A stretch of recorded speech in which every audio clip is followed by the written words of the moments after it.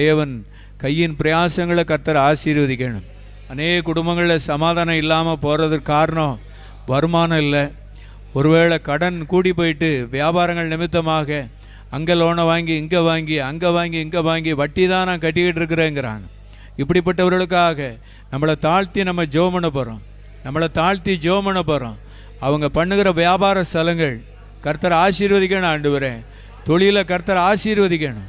எல்லோரும் ஜெபம் பண்ணுமா, எல்லோரும் ஜெபம் பண்ணுமா.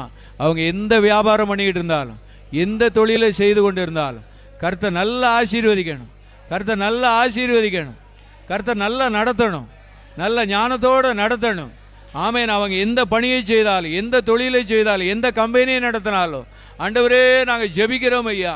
ஒரு அற்புதமான ஒரு ஆசீர்வாதம் ஆண்டவரே ஒரு உன்னதத்தில் இருந்து இறங்கட்டும் ஐயா.